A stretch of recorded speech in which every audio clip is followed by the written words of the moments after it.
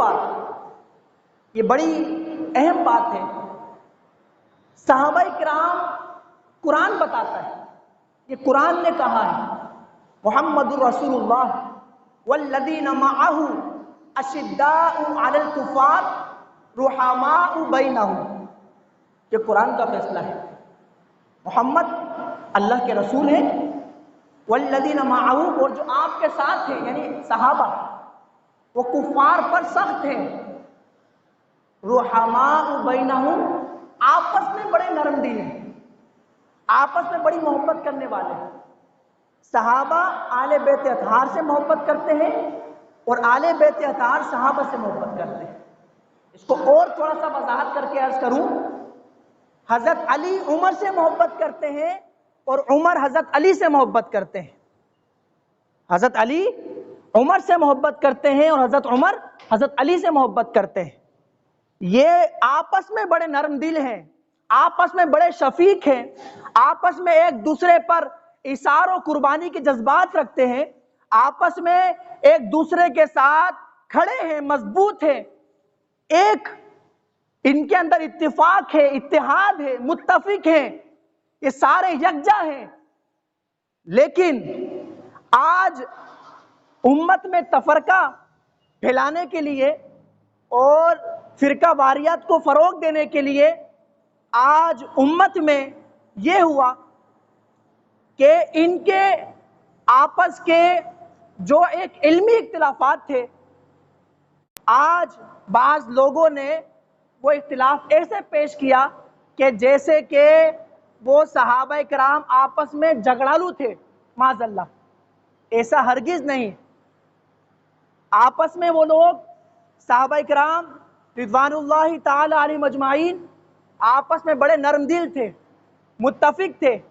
اور کیسے ہو سکتا ہے، کیسے ہو سکتا ہے کہ رسول اللہ صلی اللہ علیہ وسلم کے جو اصحاب ہیں وہ جھگڑالو ہوں، آپس میں ایک دوسرے سے بغض رکھتے ہوں؟ نہیں، قرآن کہہ رہا ہے کہ وہ آپس میں بڑے نرم دل ہیں، وہ آپس میں بڑے شفیق ہیں، وہ آپس میں ایک دوسرے کے ساتھ ہیں، ان کے اندر بھائی چارگی ہے، ان کے اندر اخوت ہے، ان کے اندر اتفاق ہے، وہ آپس میں بڑے نرم دل تھے، ایک دوسرے سے محبت کرنے والے تھے، ایک دوسرے کے آل بیت اطہار یہ بھی اور صحابہ کرام یہ بھی اپنی اولادوں کے نام آل بیت اطہار صحابہ کے نام پہ رکھتے ہوئے نظر آتے ہیں، اور صحابہ کرام اپنی اولادوں کے نام آل بیت اطہار کے نام پر رکھتے ہوئے نظر آتے ہیں۔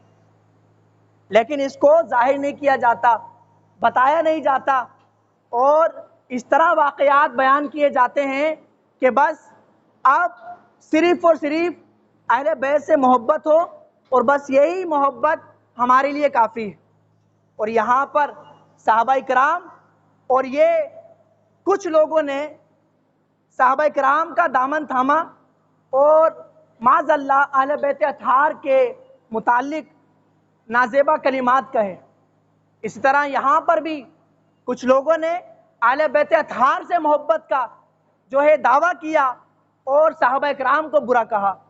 یہ دونوں ہی راستے غلط ہیں، راستہ ان دونوں کا دامن تھامنا ضروری۔ اہل بیت اطہار بھی ہمارے سروں کے تاج ہے اور صحابہ کرام بھی ہمارے سروں کے تاج ہے، دونوں ضروری ہے، دونوں کی محبت ضروری ہے، دونوں کا احترام ضروری ہے اور دونوں کا ادب ضروری ہے۔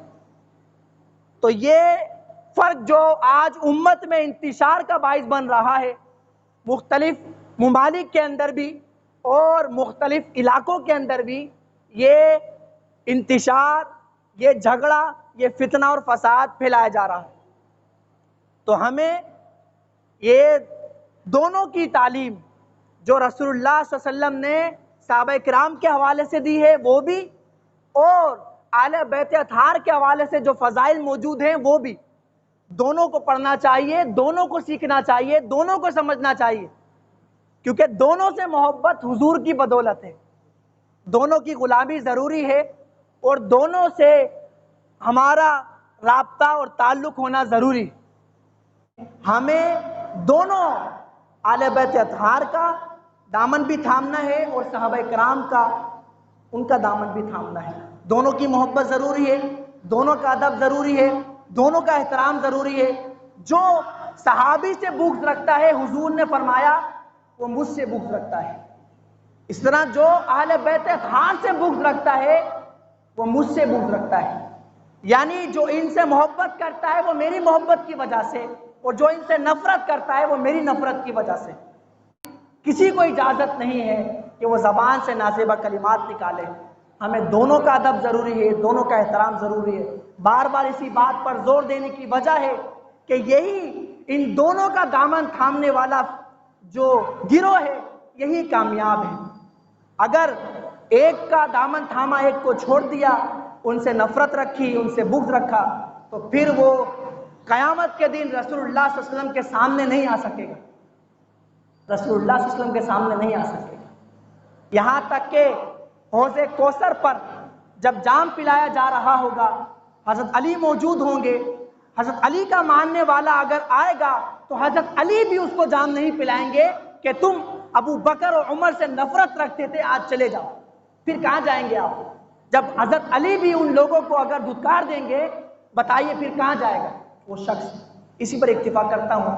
اللہ تعالیٰ ہمیں صحابہ کرام اور اہل بیت اطہار سے محبت عطا فرمائے، ان کا باادب بنائے، ان کی زندگیوں کو، آج ہمیں ان کی سیرتوں کو، ان کے کردار کو اپنانے کی ضرورت ہے۔ اللہ تعالیٰ ان کی ہمیں سیرت پڑھ کر اپنی زندگیوں میں ڈھالنے کی توفیق عطا فرمائے۔